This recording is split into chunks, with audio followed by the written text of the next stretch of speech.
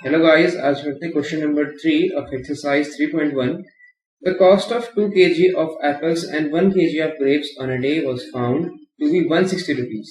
तो एक particular day पर 2 kg of apple, 2 किलो सेब और 1 किलो अंगूर की कीमत कुल मिला के कितनी पाई जाती है? 160 रुपए। अब एक महीने बाद the cost of 4 kgs of apple and 2 kgs of grape is 300 rupees. तो 1 मंथ के बाद 4 kg एप्पल और 2 kg ग्रेप्स की कुल मिला के कीमत होती है 300 रुपीज। तो अब इस सिचुएशन को हमें एल्जेब्रिकली और ज्योमेट्रिकली दोनों फॉर्म में रिप्रेजेंट करना है। एल्जेब्रिकली मतलब हमें इसकी इक्वेशंस बनानी पड़ेंगी और ज्योमेट्रिकली मतलब हमें इसे ग्राफ पर रिप्रेजेंट करना पड़ेगा। तो मैंने यहाँ पर ये अज्यूम कर लिया कि 1 kg एप्पल की कॉस्ट है ₹X और 1 kg ग्रेप्स की कॉस्ट है ₹Y। तो अब इसे रिप्रेजेंट करना है इक्वेशन में। तो सबसे पहले देखते हैं फर्स्ट केस, जहां पर 2 kg एप्पल है और 1 kg ग्रेप्स है। तो मैं यहां पर लिखता हूं फर्स्ट केस इसमें 2 kg एप्पल है तो 1 kg है x, तो 2 kg कितना होगा 2x। और इसी तरह से ग्रेप्स हैं 1 kg, तो 1 kg को हमने माना है y plus y is equals to इनका टोटल आता है ₹160। तो इसे हम लिख लेंगे 2x plus y is equals to 160।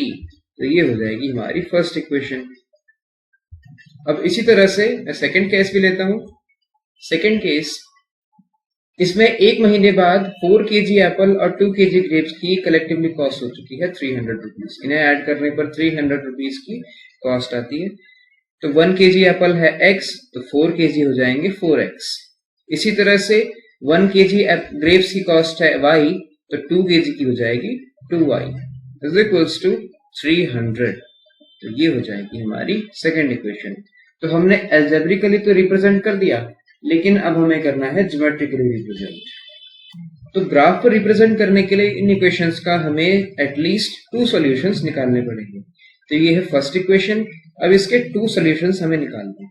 तो मैं इनमें क्या करूंगा, ये वेरिएबल्स हैं x एंड y, इन दोनों में से किसी एक में वैल्यू रखूंगा। जैसे x में मैं मान लो अगर 10 रखूंगा तो ये हो जाएगा 2x, 2 इंटू 10 तो ये हो जाएगा 20। तो यहां से y की वैल्यू आ जाएगी 140। तो अगर मैं x में 10 वैल्यू रखता हूं तो यहां पर y की वैल्यू आती है 140। तो इसी तरह से हमें इनके सॉल्यूशंस निकालने हैं at least 2। If x is equals to 50, तो y की वैल्यू कितनी आ जाएगी? अगर मैंने x की वैल्यू 50 रखी तो 2 into 50 plus y is equals to 160। ये आ गया। अब 50 into 2 100 plus y is equals to 160। तो y की वैल्यू यहां से कितनी आएगी? ये आएगी 160 माइनस 100, तो ये हो जाएगी 60। तो इसे हम इस बॉक्स में लिख लेंगे। अगर x की वैल्यू 50 है तो y की वैल्यू 60 होगी। तो एक सॉल्यूशन तो हमारे पास आ गया। अब इसका एक और सॉल्यूशन निकालना है। तो मैं यहां पर x की वैल्यू 60 रख लेता हूं। x इज इक्वल्स टू 60, तो 2 into 60 plus y is equals to 160। अब ये हो जाएगा 120 plus y is equals to 160। तो y की वैल्यू यहां से कितनी आ जाएगी? 40। इसे भी हम यहां पर लिख लेंगे। अगर x है 60 तो y है 40। अब इनके 2 सॉल्यूशन आ गए। अब इसी तरह से इस इक्वेशन के भी निकालते हैं। इसके लिए भी मैं x की वैल्यू ले लेता हूं सबसे पहले 50। x इज इक्वल्स टू, अगर मैं 50 रखता हूं तो अगर x की वैल्यू 50 होगी तो इसे वैल्यू रखने पर इज इक्वल्स टू 300। तो y की वैल्यू आ जाएगी, ये हो जाएगा 200 plus 2y is equals to 300। अब यहां से 200 को सब्ट्रैक्ट कर देंगे हम 300 में से, तो 2y आ जाएगा 100 and y would be equal to 50। तो अब यहां पर हम लिख सकते हैं अगर x 50 है तो y भी 50 होगा। अब इसके बाद x की वैल्यू रखते हैं 60। तो 4 इंटू 60 प्लस 2y इज इक्वल्स टू 300। तो यहां से ये हो जाएगा 240 plus 2y is equals to 300। अब 240 हम 300 में से सब्ट्रैक्ट कर देंगे तो 2y की वैल्यू आ जाएगी 60।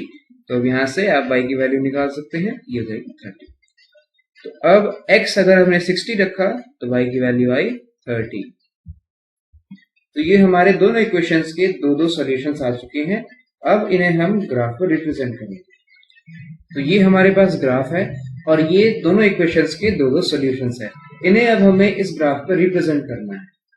तो सबसे पहले इस इक्वेशन को रिप्रेजेंट करते हैं। इसमें पहले कोऑर्डिनेट्स दे रखे हैं 50 एंड 60। तो पहले हमें x एक्सिस में 50 जाना होगा, तो ये हो गया 50 x एक्सिस में। इसके बाद y एक्सिस में जाना होगा हमें 60, तो ये पॉइंट आएगा यहां पर। इस पॉइंट को ले लेता हूं मैं 50 एंड 60, इसके कोऑर्डिनेट्स हैं।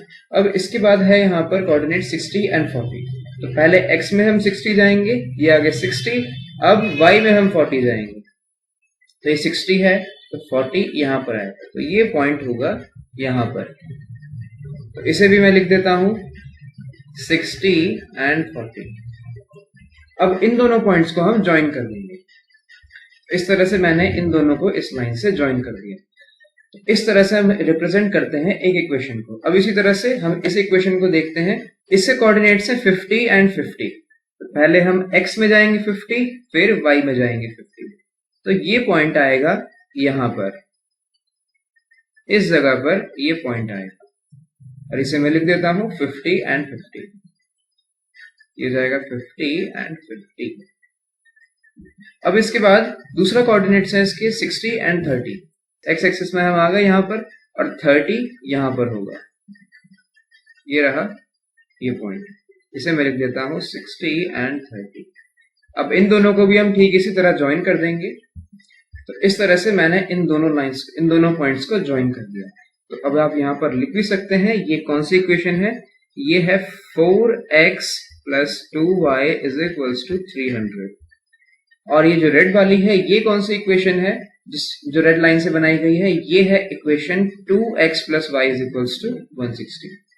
2x + y = 160। इस तरह से हम रिप्रेजेंट करते हैं इक्वेशंस को ग्राफ पर। तो इस तरह से क्वेश्चन कंप्लीट होता है। हमने इन सिचुएशंस को एल्जेब्रिकली और ज्योमेट्रिकली भी रिप्रेजेंट कर दिया। इस तरह से क्वेश्चन कंप्लीट होता है। Thanks for watching.